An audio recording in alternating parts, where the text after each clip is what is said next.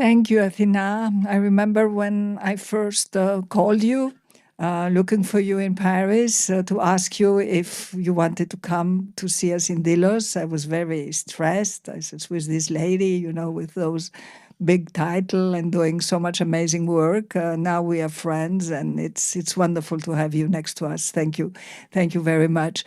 We are moving now to the second panel. This time we found some chairs, so you guys are more lucky. We'll have 4 chairs here. I'll hand over to Daniel Barber from the Technical University of Antwerpen. Daniel was with us last year, but we decided that we wanted him back and he wanted to come back. And now he will moderate the next panel, which will bring us down to Earth. And this is really about One Health, planetary health, human health. You heard some beautiful things yesterday by Mr. Sarianis, but unfortunately it was in Greek. So for most of you, maybe it wasn't so wonderful as it was for us. But now I'm handing over to Daniel, and I hope you will enjoy this second conversation. Thank you, Daniel. Thank you so much, Alexandra. Such a pleasure to be here, to be back in this beautiful place. Thanks also, Valentina, Mirto, and Joanna for all of the amazing support that you provide and allowing us all to be here. Can maybe the panelists already come and join me at the stage here at the proscenium? So just to briefly introduce myself, my name is Daniel Barber. I'm a professor of architecture and chair of the working group on architectural history and decarbonization at the Technical University of Eindhoven. And we're going to talk today about some questions as a sort of subset of the pulse of life, the way that water and fluids flow from sort of bodies and minds, ecosystems and planets.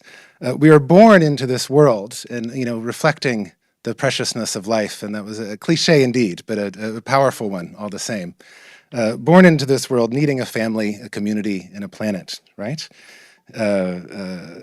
Something to support us, a lot of things to support us, soul and body. And health, the pulse of life, sort of operates in this transversal fashion, I'm going to propose, from the soul, from the self, right, to the kind of social bodies that we engage, and then into the ecosystems that surround us, right? So what we're going to be talking through a little bit today is that sort of transversal line, that connects our internal systems to the systems of the planet, thinking about fluids and waters as a kind of through line or as a system that operates across these different planes, across these different registers. I have the great pleasure, I'm really here just to sort of say hello and introduce these fabulous panelists. They will each, actually are sitting almost, no, not quite in order, but that's okay.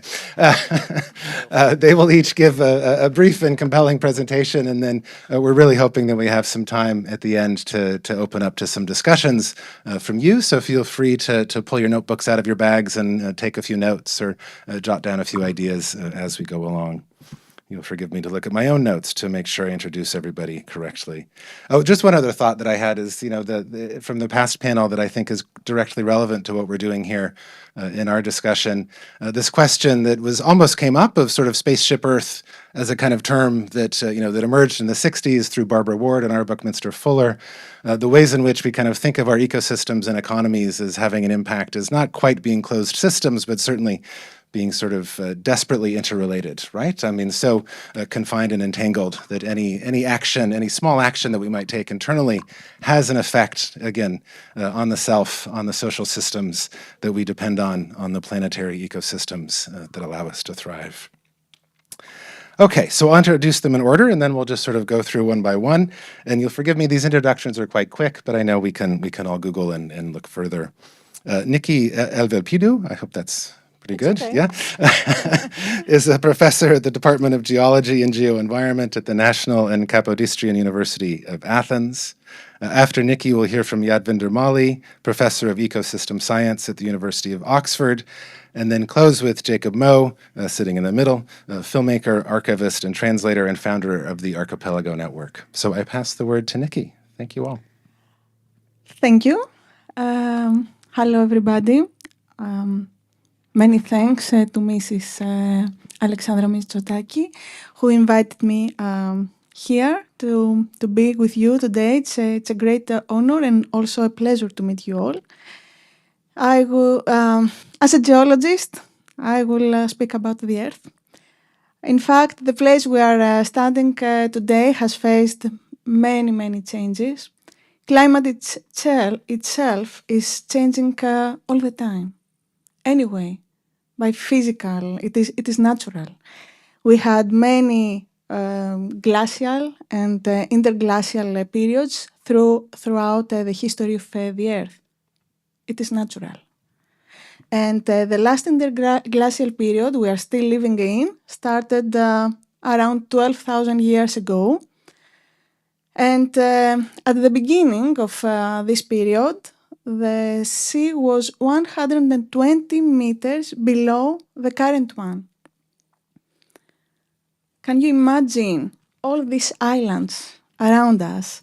Andros, Tinos, Delos, Mykonos, Syros, Paros, Naxos, Ios, Sikinos, Folegandros, the small Cyclades were all combined into one island. We wouldn't have need a boat to come here today. We could come by road. So, if it is a natural process, why is all this argument about what we, the human beings, are doing related to the climate? The answer is that we are accelerating the rise of the temperature. We are accelerating the natural process. And this acceleration is so fast that now we speak about climate crisis because it is so fast that we are not sure if we have enough time to adapt with, to deal with this challenge. Just to give you an idea, during the whole interglacial period, the temperature was rising, but every 1,000 of years, we have 1 degree rise. While in my short lifetime, we have already 1 degree rise of the temperature. That makes a rate 20 times faster. 20 times faster. The ecosystem and the species cannot evolve, cannot adapt so fast. So we have biodiversity loss.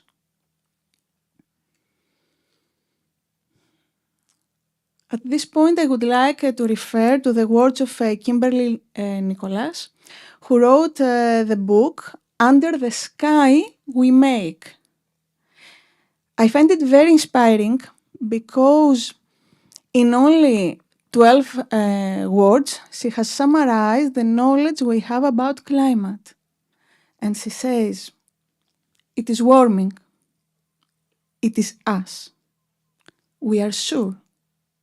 It is bad. We can fix it.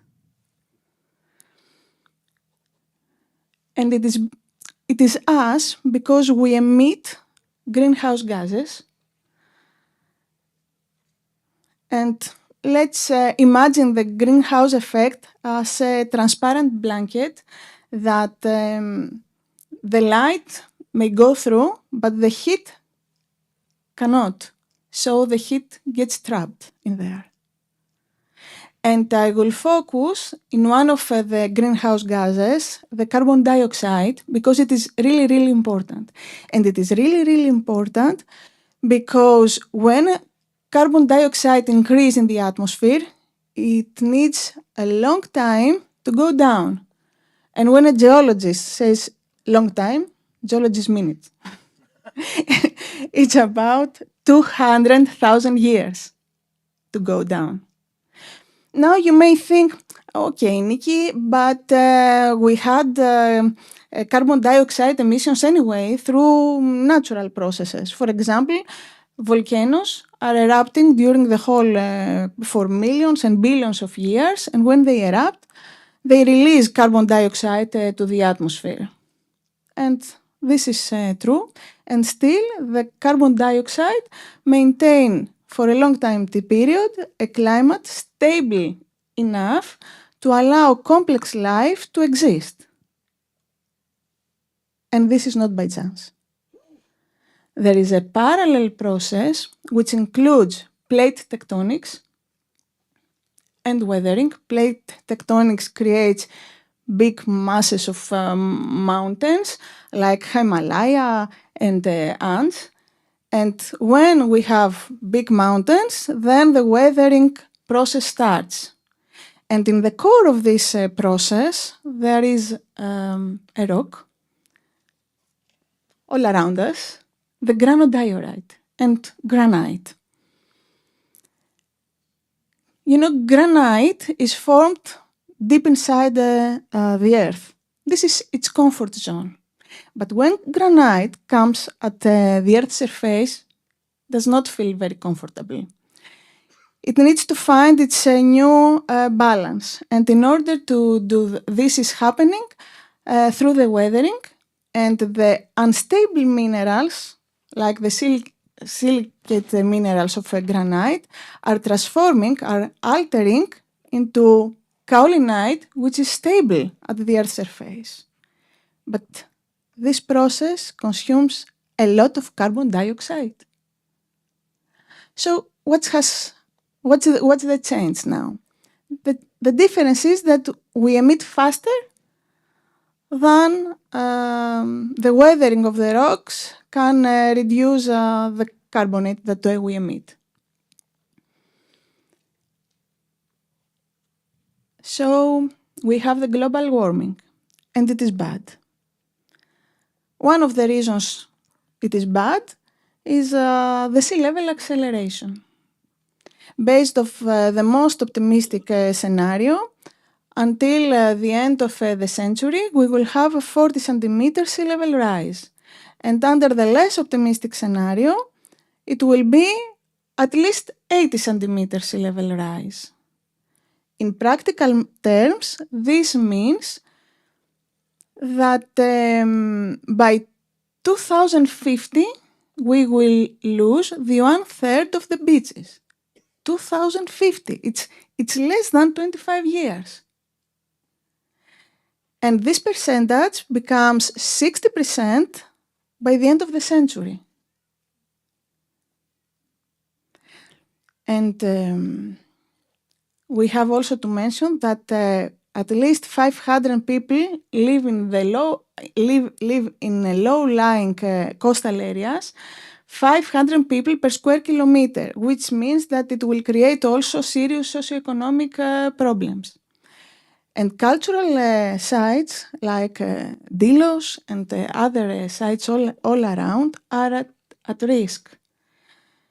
They will be submerged. They will be under the sea. But this is not the worst scenario. There is much, much worse than that. Because when sea level rises, the sea bottom becomes deeper. And when sea bottom becomes deeper, the waves have a different energy than the one we know nowadays. It will be different. The morphodynamics change, which means we will have bigger waves, stronger waves approaching the coastline, and they will produce erosion. The cultural sites will first be destroyed, they will be damaged, and after that, the remains of them will be submerged under the sea level. Do we have solutions? Yes, we do. There are 3 solutions for climate crisis. First of all, we reduce emissions. Secondly, it involves nature-based solutions. And the third thing, we remove carbon dioxide. We need to get to net zero. We have to stop changing the chemistry of our atmosphere. This means that if we emit, then we have to find a way to remove. And we need all the 3 solutions, and we need them at the same time. How to do that? First of all, we need to step a little bit out of our comfort zone. Then we need to think out of the box. And we need to listen to the nature. The nature is speaking. It gives us examples.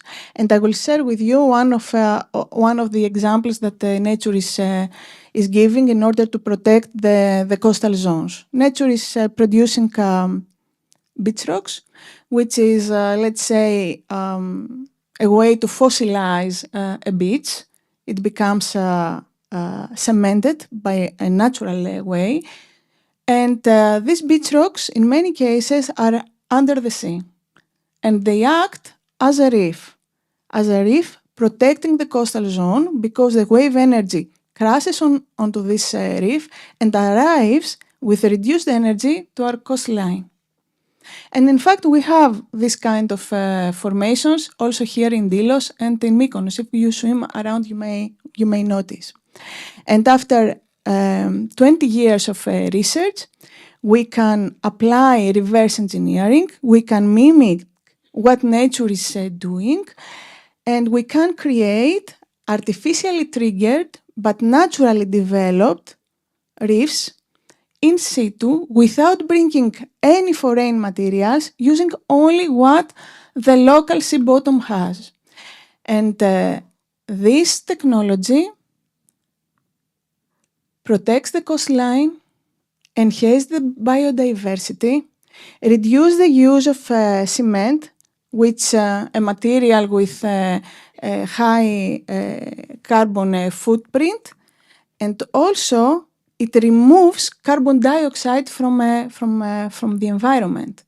And in fact, for protecting 1 kilometer of our coastline, it is an offset of it is an annual offset of 750 cars, which is amazing. We just follow what nature is doing. And now I will finish with I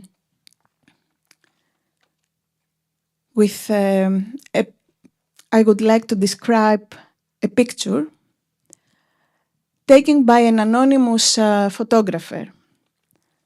This picture shows a man standing in the beach and looking towards the sea. Beside him, there is a woman, and next, there are 3 children. One of them is Paulina. Further away is a boy fishing among the rocks. In the picture, there is something wrong. We shouldn't be able to see the rocks. And in the horizon, there is a tsunami.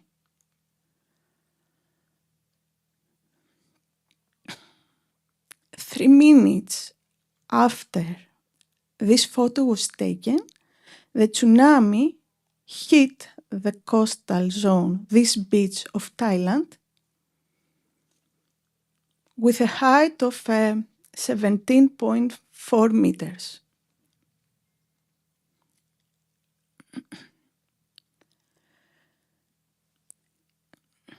It was December 26, 2004, 10:27 in the morning in Thailand.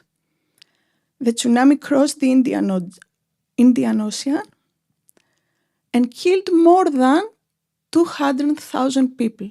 One of them was Paulina. Now you may ask yourself, why this man was just watching the sea while the tsunami was coming and his kids were playing? Because from that far away, the tsunami did not look that big.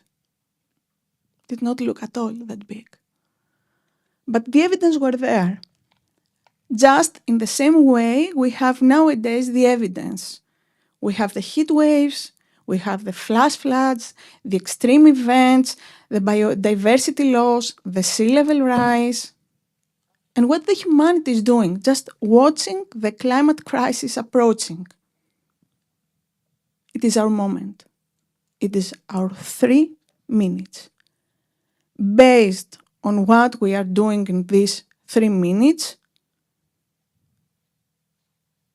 It is the result of our future. Thank you so much. Thank you so much, Niki. If you could pass the microphone to Yadvinder. I appreciated both the precision and the clarity of your presentation, also some hope in there. So thank you very much for that. Yadvinder, please. Okay, thank you. I'll stand up. Okay, good evening, good afternoon, kalispera. I would like to start by asking you to do something a little unusual, or inviting you at least, which is to raise your hands and lick the back of your hand. Go on. What do you taste? What are you tasting there? Salt, yeah, especially this heat, I think there's probably a bit of salt there. And the salt, I certainly feel taste it. And that salt is largely from our sweat on this hot day. And maybe on the boat crossing, we picked up a bit of sea spray from the water. On a windier day, we'd pick up more. And maybe it's a mix of both of those in what we're tasting there. And it can be hard to know where our bodies end and the sea begins. And there's a reason for that. And as we heard in the first session, our ancestors evolved in the ocean. Our biochemistry, our biology is the biology evolved in the sea. Sodium in salt is essential for our nervous system, to power our nervous system, to power the membranes of our cells. We have the biology of the ocean carried within us, echoes within us. So we are animal bodies of salt and water, and we are intimately connected to the great bodies of salt and water of the entire planet. So when we think about health, about human health and planetary health, we can look at the intersections between the two. Perhaps the most profound realization is that our health emerges from the health of this great metabolism that is our planet. We've emerged from that. The biology of that metabolism is the biology of humans and of all other creatures on this planet. And so we live inside something huge, dynamic, immense, alive and vibrant. Now, ecosystem scientists like me may call this huge thing the sum of all the world's ecosystems and call it the biosphere. Others may choose to call it a planetary machine. Others like to personify the intensity that personality gives it and give it other names like Gaia or Pachamama or Earth Mother. But whatever we choose to call it, the most important thing is to be aware that it is there and be acutely aware of that. And in our societies full of human relationships and technologies, we can sometimes forget that we're entirely embedded in this huge, living, ancient entity that is our biosphere, our Pachamama, our Gaia. Now, there are many ways of describing the story, the metabolism of this biosphere. We could talk about carbon or nutrients or energy, but fitting the theme of today, I'm going to pick the path of water, the way of water, and tell you a few stories of the way of water. As we heard, life emerged on land around 400 million years ago, and before that, the land, the granite surfaces that we were on, were a little bit like the rocks on Mount Kintos. If you go up there, barren. When rain fell, but little water came from the ocean, was washed onto that land. It soaked quickly into the lifeless soil, into groundwater, and ran out back to the sea. But when plants emerged on land, they formed an alliance with fungi, and they created something special and new, living soil, made from their own dead bodies, their material. And that soil acted like a sponge that holds water. You can see patches of it here all around us. And then the roots and the fungal hyphae penetrate that soil. And when the rain fell, the water came back up through the leaves of the plants and back to the atmosphere.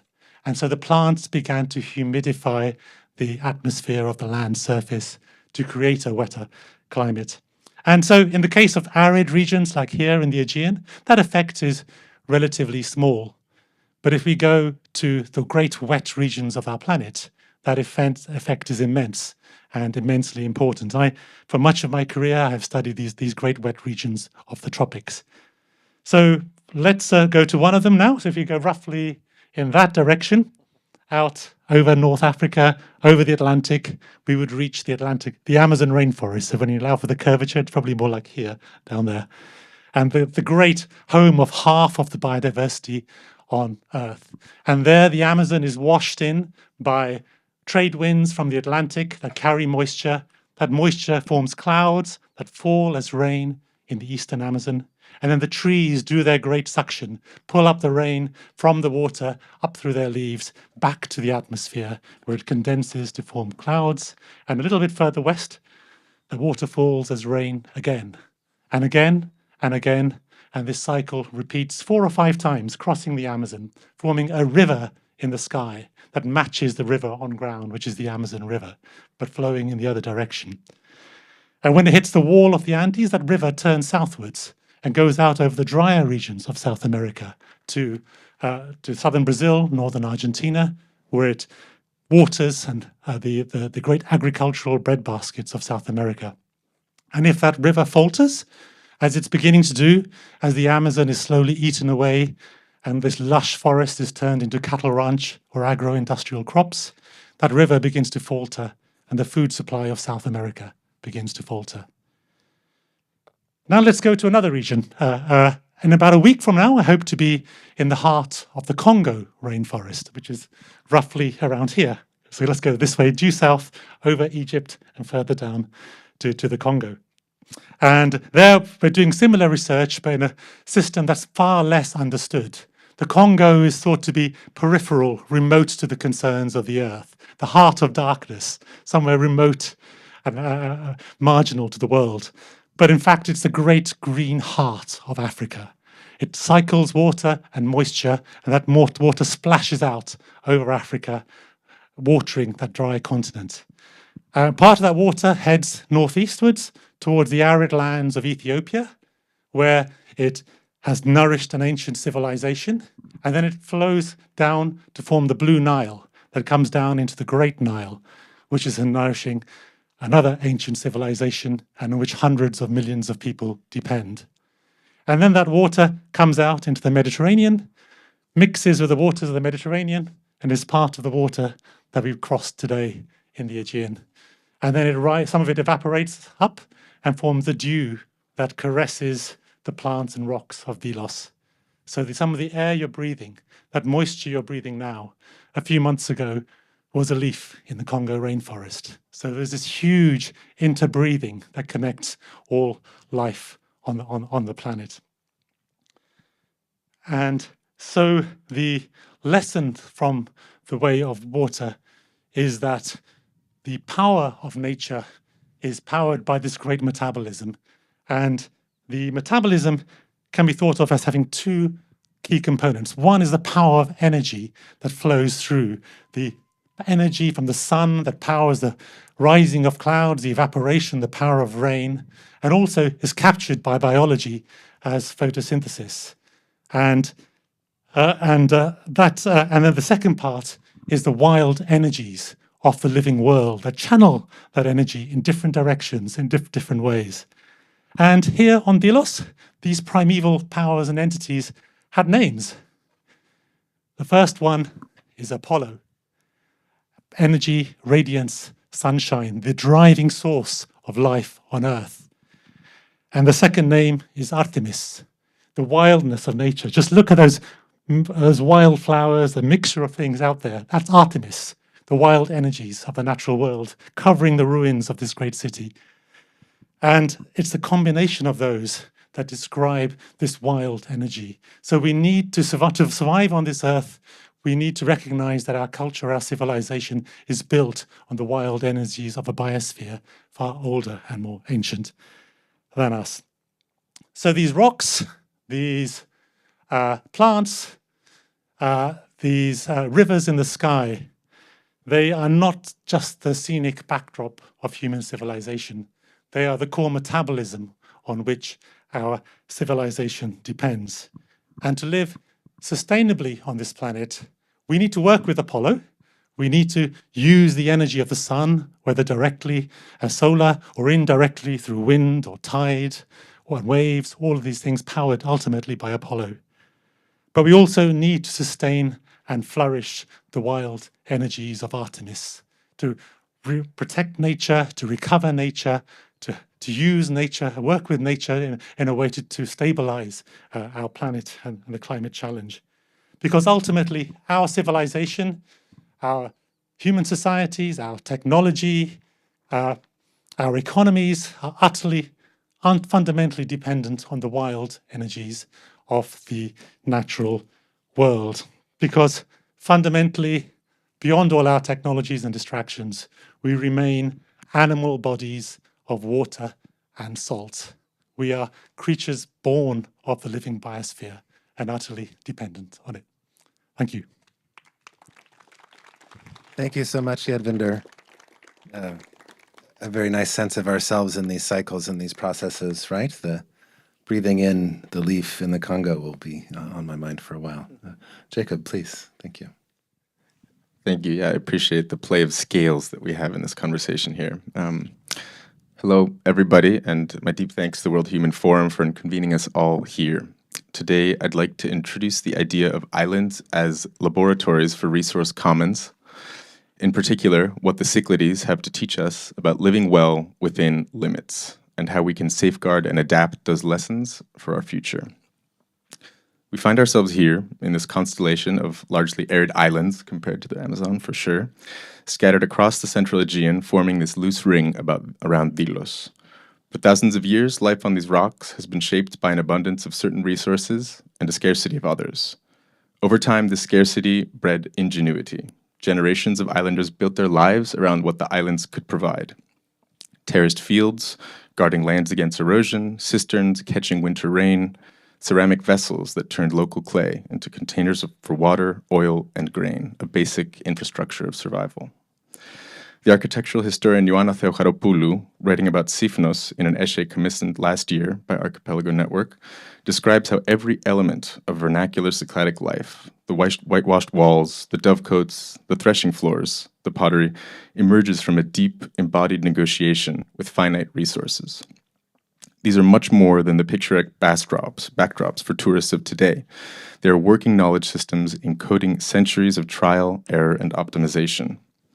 That knowledge is now at risk. Climate change is intensifying drought, mass tourism is dramatically increasing our seasonal water demands, younger generations are leaving rural livelihoods.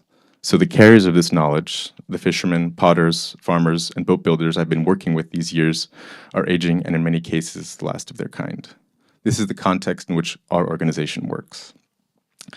We're a research and documentation initiative founded some 6 years ago, building on my lifelong engagement with Greece and the Cyclades. Based in Syros, we work with a small team alongside a circle of local partners, advisors, and visiting researchers. Our mission is both concise and, to me, infinite, to research and foster the audiovisual heritage and knowledge of the Cyclades Islands through community-driven action.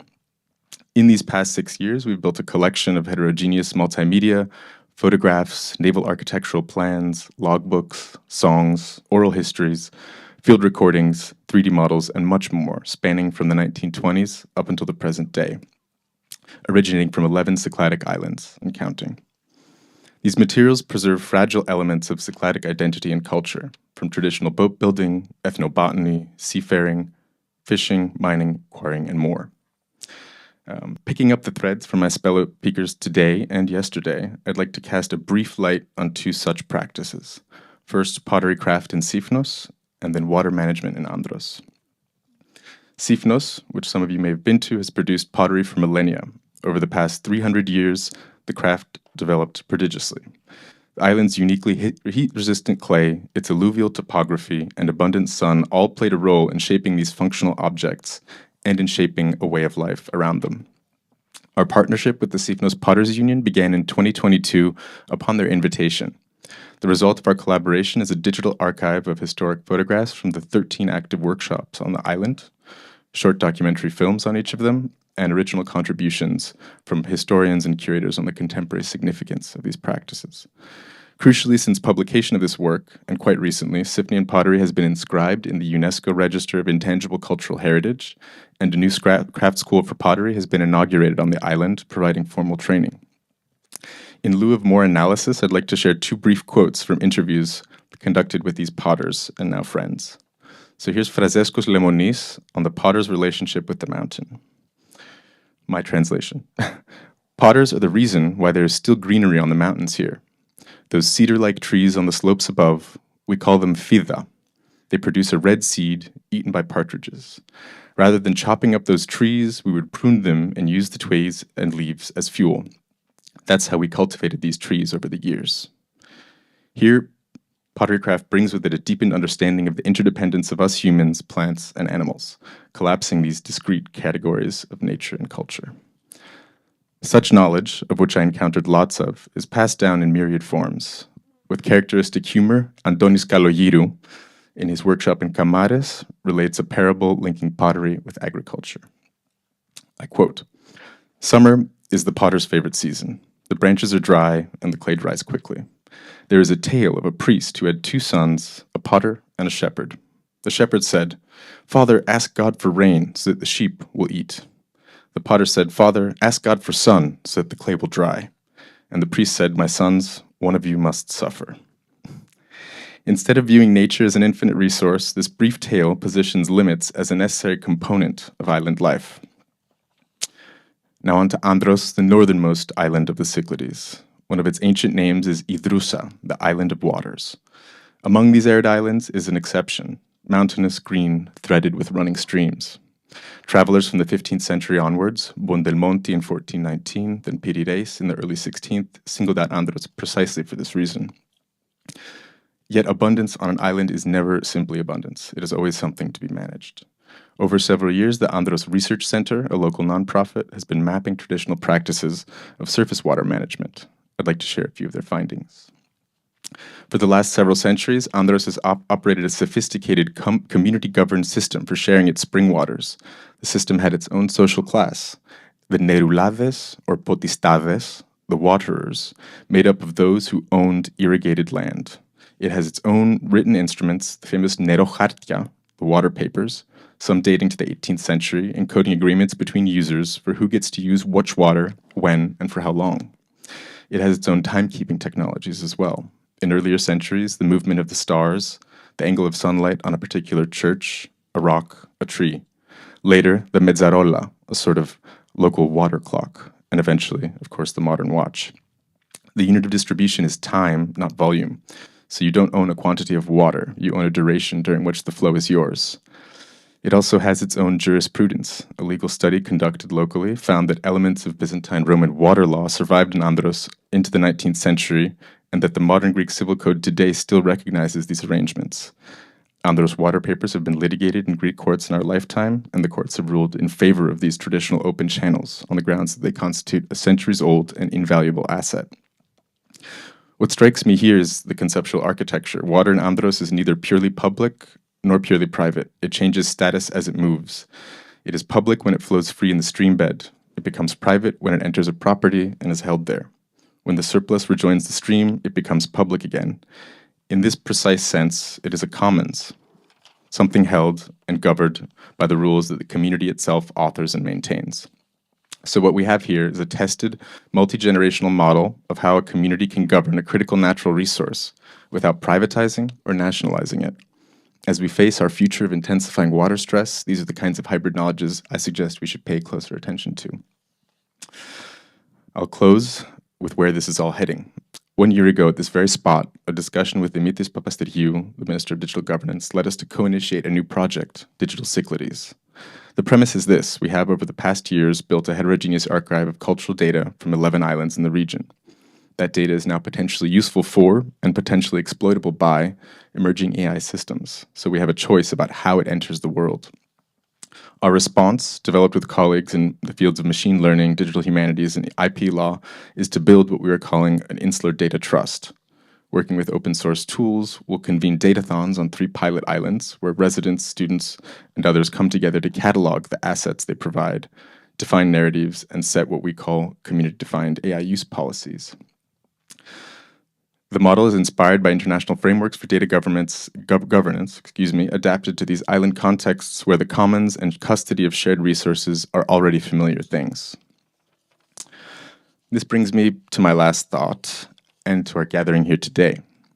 In his book, Being a Human, British writer Charles Foster muses, the past is everywhere, nestling in our genes, our proteins, our bones, and our algorithms. We breathe it.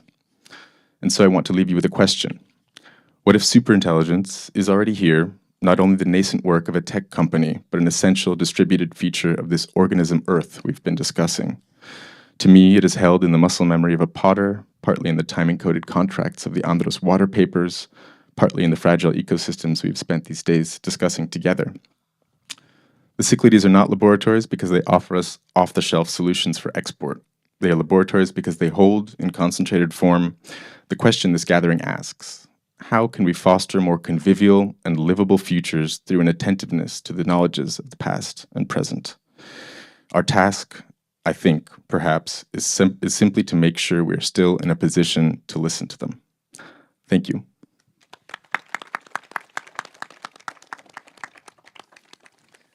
Thank you, Jacob, so much. We have some time for discussion. Yeah, great, perfect. So while you're all thinking of your own brilliant questions, please don't hesitate. I saw a few pens moving, and the birds are flying in to offer their thoughts as well. I was struck by, brilliant talks, and thank you all so much, both for the sort of clarity and precision and the inspiration. I was struck by the sort of combination of descriptive terms, right? I mean, thinking about systems and processes and metabolisms, and then also, action words, right? Breathing, weathering, adapting, commoning, right? As sort of important ways that we, in a way, understand this relationship between knowledge production and sort of getting into gear, right? In these last 3 minutes. So I want to ask you, and I'll say phrase rather than word to give you a little liberty, but to offer us all an action word or an action phrase around this question of how water can help us to see ourselves more clearly, right? How it reflects the promise and challenge of coming together, specifically, I think, around questions of climate instability, but more broadly, these interconnected processes that we're focused on today. I hope that's not too much of a putting you on the spot, but a word or phrase that can help us think about how to move forward together. Jacob, since you have the mic, or please pass it off if you'd rather. I would a word. Situated, I think, and I like the way Yadvinder placed us in relation to the places that we are talking about. I think it's very much something that runs through these practices, and yeah, well, I won't expand on it very much, but it's really understanding where we are in relation to these very big concepts and ideas. Yeah, great, it's wonderful. Thank you. Situated here in this beautiful spot. Yeah, thanks. I think global change, climate change has many dimensions, but water is the core dimension, the key, the most important. It's the arteries and veins of our planetary metabolism, of our human civilization. Great, thank you. And I appreciate that, again, recollection or reflection back on the connection of our bodily systems to the systems in which we inhabit. Please, Niki, thank you. If I have to say one word, it's life. Fabulous. Thank you so much. Can I open it up to the audience? Okay, we have a question. Can we run the microphone over? I can get it. No, I got it. Sit down. No, you're on the sit down.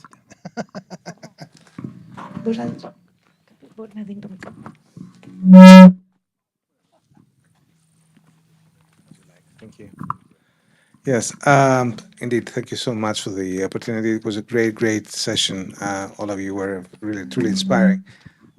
Actually, what came to my mind is that maybe it's the time to think about creating an Aegean One Health Observatory at this point, because what you all said leads to this direction, where we can combine the cultural memory that we usually do not take into account when we're talking about sustainable development models and that was mentioned by Jacob, but also the let's say natural metabolism concept from Yadvinder, and also of course the nature mimicking, nature inspired solutions to the current major problems. All of these come together to one unified observatory function. And I do think that the Cyclades in an island here really can be a great case. I wanted to say that as I'm with the National Research Foundation of Greece, we have suggested to the Ministry of Research, to the Ministry of Development, that in the Greek presidency, which is due in the second half of 2027, there would be an event on One Health and sustainable One Health. And that could be maybe, if we really work on it already from now, the opportunity to launch this kind of worldwide initiative. But that was I would like to hear your views on that.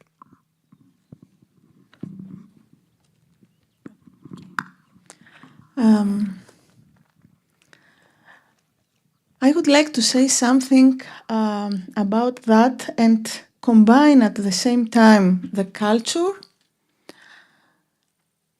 our future, and also the climate change at the same spot. The former years, people in Cyclades, mainly Cyclades, but in other places also, used to create man-made terraces in order to create a place to cultivate, because the islands are so slopey and it was not easy. It was hard work to do that, but they had made amazing man-made terraces. We call it in Greece pezoules. And it is part of the cultural landscape of Cyclades. But it is not only that. Through the climate change, it is not that we have less rainfalls. It is the pattern that changes. And one parameter of this pattern is that we have a big amount of rainfall in a very short time period, which means that we have a lot of runoff from upslope to downslope. In return, the nature has not enough time to absorb the water, to take it groundwater, and we are in an area where we do not have fresh water. So we need it. We need to slow down the runoff. Otherwise, all the water of the rainfall goes directly to the sea. Now, there is a big change in these Cycladic islands. There is a lot of touristic activities and so on. So people, they do not really cultivate. They do not need the terraces, the pezoules. They don't preserve them. There are some tries here and there, but mainly we have left it like that, which means that we have runoff erosion. We do not accumulate the water in as a groundwater. We have runoff erosion, which means we lose our soil. And if we lose our soil, each centimeter of soil needs about 1,000 years to create, to have it back. So there is a cycle, because if you don't have soil, you cannot have vegetation. If you have not vegetation, you have more runoff. And if you have more runoff, then you don't have water. So it is a cycle that goes and goes again and again. So yes, I agree. It's an amazing idea to combine everything and to do something in this area, because the area speaks by itself. It is like it is calling us to do something like that. Thank you so much. A beautiful response. Other thoughts on the question? Or we can... Very short. I can be very short. You had another question over here, right? I'll just say I'm a newcomer and a guest to the region, so I can't comment an expert, but my experience is that cultural heritage, ancestral heritage, those memories are an essential part anywhere in the world of thinking of an integrated approach to local and planetary health. I agree. Thank you for the provocation. I think, as Sifnos potters have taught us, nature, you can't really separate nature and culture. I think nature, in the sense of soil, water, sun, becomes culture through these kinds of traditions. And some kind of observatory like that, I think it's, the Cyclades and the Aegean would be a perfect place to think about those in unison. And I have a lot of thoughts on them, but I won't go into them now because I think there's a lot more questions. Great, thank you. And I think, again, this question of analysis and action, I think, is brought into that, right? Observatories that lead to deep-seated transformations that we're so desperate for. Yes, please. Let's. Um, And please, if you could introduce yourself. It's Constantin Barbias. We heard about the risks that may destroy our environment, the Earth, us as humans as well, and warnings given by excellent scientists like you, space scientists, geological scientists are giving the same warnings, and yet politicians, corporate people, and many of us in our own small scale don't listen to this warning. And I'm wondering what else could we do? What else we should do to stop or to have people listening? And one idea that I think came also from Alpha Mission Delos and the World Human Forum, and next year, from the Delft Festival, is that we should start feeling all ourselves as being a family. That's extremely important because the only, a very powerful person, whether he's a politician, a geopolitical leader, a corporate person, the only one who cannot inflict a trauma, it's possibly his own members. So if these people could change, I don't know how, possibly psychologically, possibly, by other ways, possibly that's the way. And I'll just read something that, what is my, here. I'll just read just a quote by one of the founders of AI, sorry, just to find it. Geoffrey Hinton, often called the godfather of AI, he said that advanced AI systems may need maternal instincts, essentially comparing safe AI to a caring mother who protects rather than dominates her children. So if we manage, I believe if we manage to convey this message of a family, something I think that World Human Forum, and especially next year, possibly through Delphi, will try to project, this would be a way forwards. Thank you. Fabulous. Thank you very much. Thoughts, comments, reflections? Nods in agreement?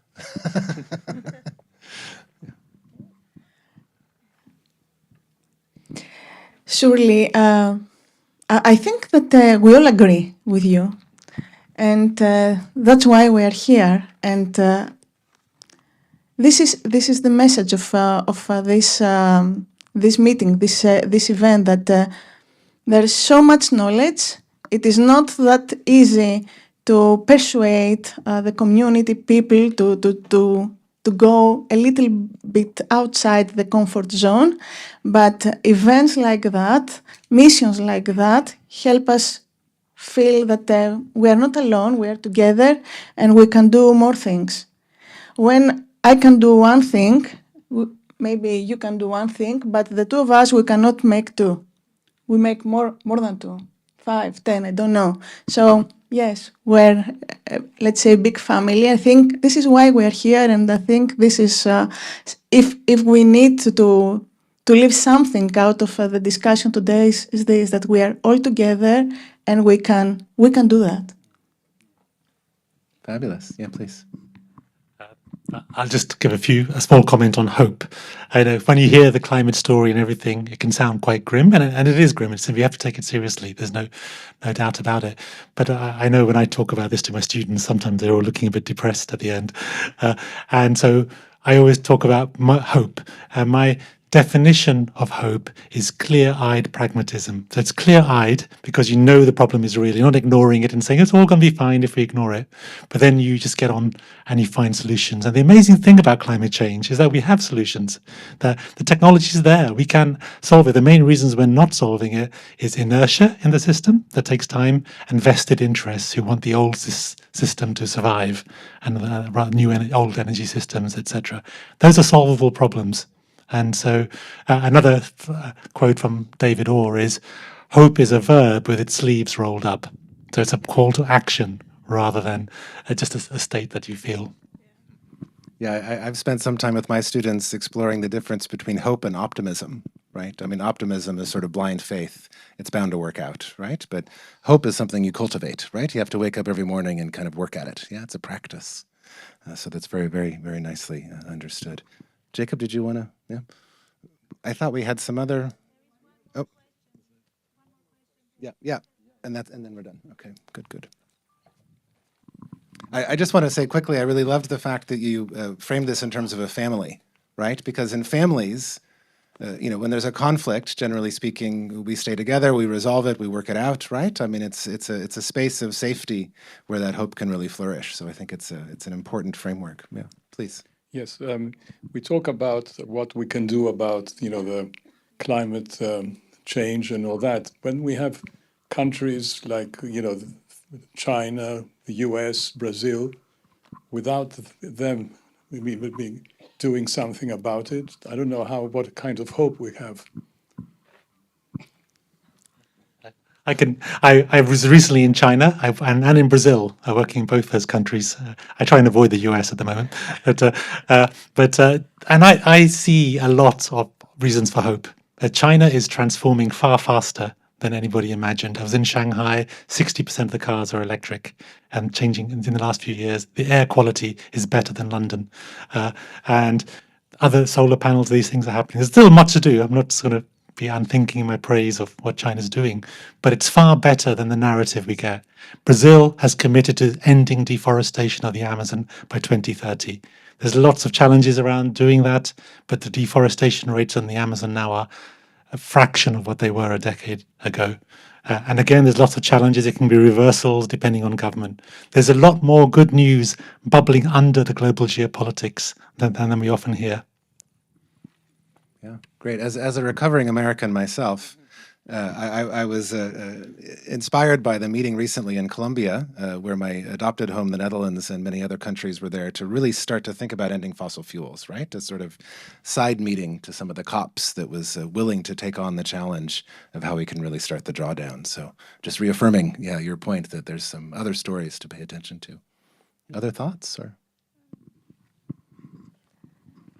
Just to comment that in my lab that is working a lot with nature-based solutions, I'm receiving more than 5 students from China to learn about nature-based solutions.